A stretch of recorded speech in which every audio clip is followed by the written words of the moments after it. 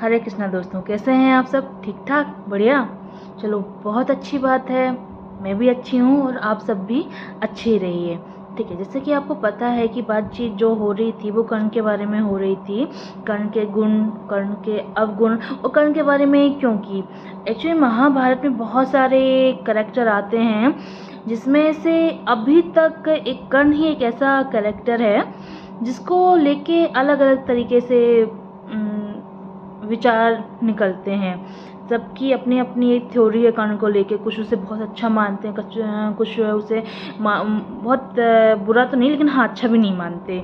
ठीक है, previous video में मैं कर्ण के बारे में, उसके जन्म के बारे में बता चुकी हूँ, उसके माता पिता के बारे में बता चुकी हूँ, तो वो वीडियो ज़रूर देख लें। बट आज जो हम बात कर रहे हैं वो महाभारत, जो कि वेदव्यास द्वारा लिखी गई है, जो ओरिजिनल है, उसमें कर्ण के बारे में क्या बताया गया है वो बात करेंगे। एक्चुअली महाभारत पे अलग अलग लेखकों की अलग अलग टिप्पणी भी आई है, जिसमें कर्ण के बारे में ही टिप्पणी आई है। तो तोड़ मरोड़ के बहुत से लोग अपने अपने विचार बता देते हैं, अपनी अपनी फीलिंग से कर्ण के साथ जोड़ देते हैं। बट जो महाभारत है, जो कि वेदव्यास जी ने लिखी हुई है ओरिजिनल, उसमें उन्होंने स्पष्ट रूप से लिखा हुआ है कि कर्ण एक अधर्मी था। ठीक है, अब वो ये क्यों बोल रहे हैं? लोगों को ना सिंपैथी है कर्ण से, क्योंकि उसको श्राप मिल गया। ठीक है, कहीं गलती नहीं थी तब भी उसे श्राप मिल गया। तो और बहुत से उसके जीवन में को ऐसे दिखाया गया है टीवी सीरियल में, या फिर जो टिप्पणियाँ करते हैं लेखक कि कर्ण के लिए सिंपैथी पैदा होती है। बट वेदव्यास जी क्या बोलते हैं वो स्पष्ट करते हैं, या उसी के बारे में चर्चा करते हैं। बाकी आपका क्या विचार है आप ज़रूर बताइएगा कमेंट में। बात करते हैं हम महाभारत का। जब युद्ध चल रहा है, अर्जुन और कर्ण आमने सामने होते हैं और इन दोनों के बीच में युद्ध होता है। उस टाइम पे कर्ण का जो रथ है वो एक गड्ढे में फंस जाता है, एक्चुअली कीचड़ में फंस जाता है, क्योंकि कर्ण को श्राप भी था इसका। और वो अपने पहिए को बाहर निकालना चाहता है, और उस समय श्री कृष्ण कहते हैं अर्जुन से कि तुम इसका वध कर दो।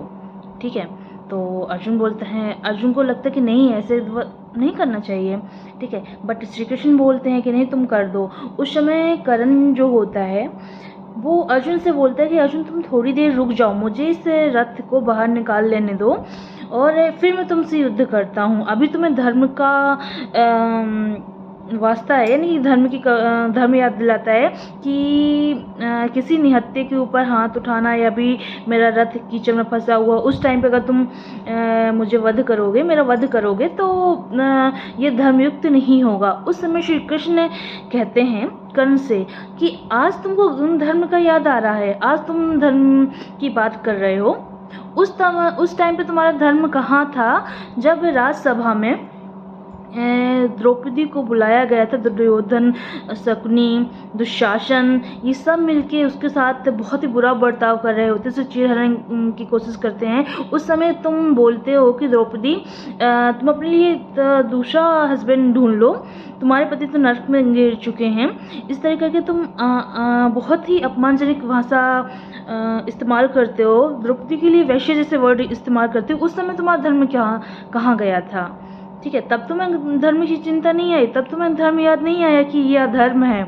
ठीक है, इस बड़ी सभा में किसी स्त्री को बुलाने का क्या होता था, लेकिन तब तुम्हें धर्म नहीं याद आया। तब तो तुम अपने जो उसके दोस्त थे, दुर्योधन, दुशासन वगैरह, इनके साथ मिलके बहुत हट्टास कर रहे थे, बहुत ही हंसी कर रहे थे, और द्रौपदी की कभी तुमने काफ़ी अपमान किया। तब तुमको समझ में नहीं आया, तब तुम्हें धर्म याद नहीं आया कि धर्म कहाँ क्या है धर्म। आज तुम धर्म की दुहाई दे रहे हो। श्री कृष्ण कहते हैं कि तुम सबको पता था कि युधिष्ठिर जो है उनको जुआ नहीं आता है, जुआ का खेल नहीं आता है, ये जानते हुए भी तुम उनको आमंत्रण देते हो दोबारा। उस समय तुम्हारा धर्म कहाँ था? तब तुम्हें धर्म का याद नहीं आया। आगे बढ़ते हुए कहते हैं कि तुमने और तुम्हारे साथ जो और योद्धा थे, दुर्योधन और भी लोग थे, उन लोगों ने एक साथ मिलकर युवा अभिमन्यु की निर्मम हत्या कर दी। वो अकेला था, उसके पास शस्त्र नहीं थे। उस टाइम पे तुम सब ने मिलते, इतने बड़े महारथी थे, सब ने मिल के एक युवा, जो कि अभिमन्यु की बात हो रही है यहाँ पे, उसकी तुम लोगों ने निर्मम हत्या की। उस समय तुम्हें धर्म का याद नहीं आया? उस समय उसके हाथ में भी तो कोई अस्त्र शस्त्र नहीं था, तब तुम्हारा धर्म कहाँ था? श्री कृष्ण ये बोलते हैं, क्या बोलते हैं इसको, कर्ण को। अब श्री कृष्ण की बात सुनकर जो कर्ण था वो एकदम चुप हो जाता है। उसे भी ज्ञात होता है कि वो भी आज धर्म की दुहाई नहीं दे सकता, क्योंकि उसने भी बहुत सारे अधर्म किए हैं।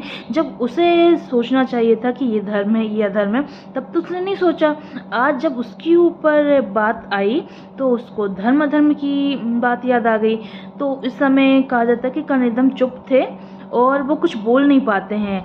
देन श्री कृष्ण अगेन अर्जुन को आदेश देते हैं कि तुम इसका वध करो। तुम मत भूलो कि अभिमन्यु के हाथ में भी अस्त्र नहीं था, उस समय उसका वध किया गया था, तो तुम्हारा भी इसको वध करना कोई अनुचित नहीं है। श्री कृष्ण उस टाइम पे कर्ण से ये भी कहते हैं कि जब वर्णावत में पांडव और उनकी माता कुंती थी, उस टाइम पे एक योजना बनी थी कि उनको वहीं पे जला दिया जाए और उनकी हत्या कर दी जाए। उस टाइम पे तुम वहाँ पे थे, तब तुम्हारा धर्म कहाँ था?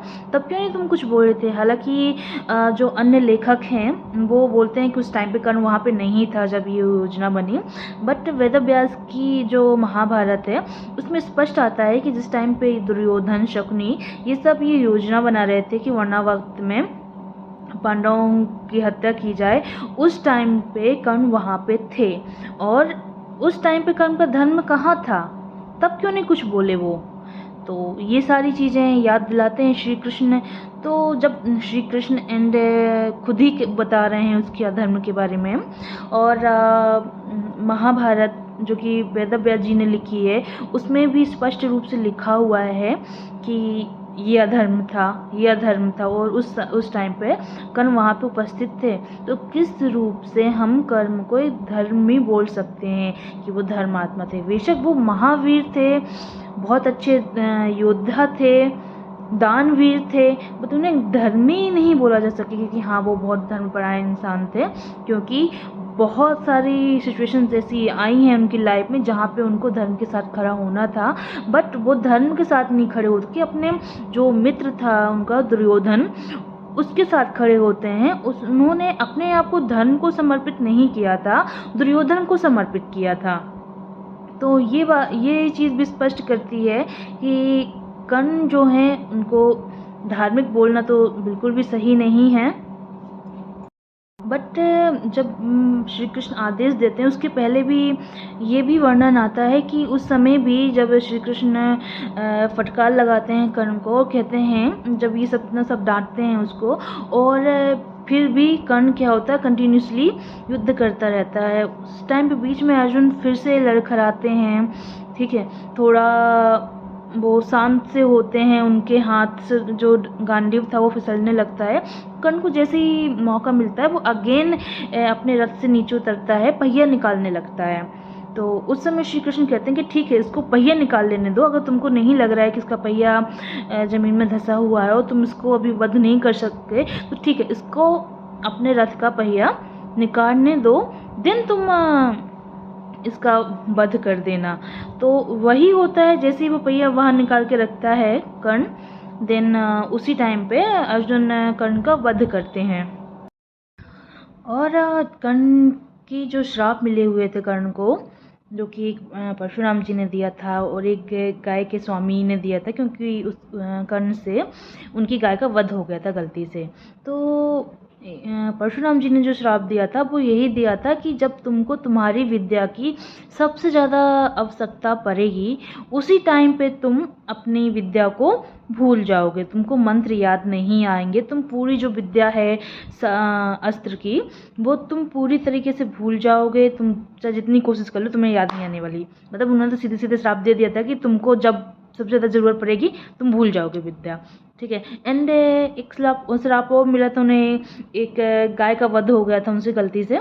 तो गाय के जो मालिक थे उन्होंने दिया था कि मेरी गाय कीचड़ में फंस गई है, तुमने उस टाइम पे उसे वध कर दिया। हालांकि उस टाइम पे कर्ण ने जानबूझ के नहीं किया था, वो चीज़ गलती से हुई थी।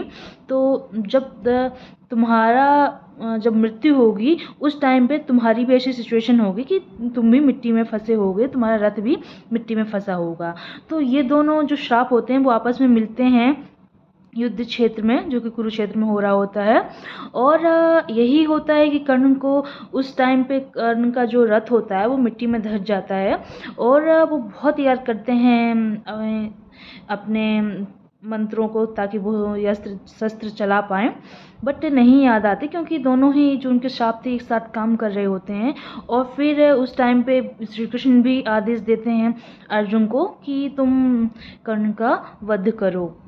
हालांकि ये भी आता है कि अर्जुन के दिल में कहीं ना कहीं था कि इस सिचुएशन में, यानी कि जब उसको अपनी विद्या याद नहीं आ रही है, उसका रथ फंसा हुआ है, नहीं हमें उसे मारना चाहिए, ये क्षत्रिय धर्म नहीं है। अभी भी अर्जुन सोच रहे हैं कर्ण के बारे में, ठीक है। बट श्री कृष्ण तो जानते ही हैं सब कुछ। तब अगेन श्री कृष्ण उनको सब कुछ याद दिलाते हैं कि कर्ण ने ये किया है, ये किया है, तब वो रेडी होते हैं मारने के लिए। लेकिन अगर हम ये चीज़ देखें ना कि कर्ण और उसके मित्र दुर्योधन की वजह से पांडवों को बहुत कुछ झेलना पड़ा। बट ऐसी विपत्ति स्थिति में भी अर्जुन सोच रहे हैं कर्ण के बारे में। इतना सब बुरा होने के बाद भी अर्जुन कर्ण के बारे में सोच रहे हैं, उसके लिए एक सिंपैथी रख रहे हैं कि अभी नहीं, अभी रुको, युद्ध करना है बट अभी नहीं। और भगवान को आदेश देना पड़ा। तो ये सारी चीज़ें भी बताती हैं कि धर्म किसके दिल में था, ठीक है। हालांकि मैं बुराई नहीं कर रही हूँ कर्ण की, बट बस मैं यही बोल रही हूँ कि कर्ण बेशक एक महादानी थे, महावीर थे, योद्धा थे। उन्होंने बहुत से युद्ध किए हुए थे और उसमें वो विजय भी हुए थे, बट उन्हें धार्मिक नहीं बोला जा सकता।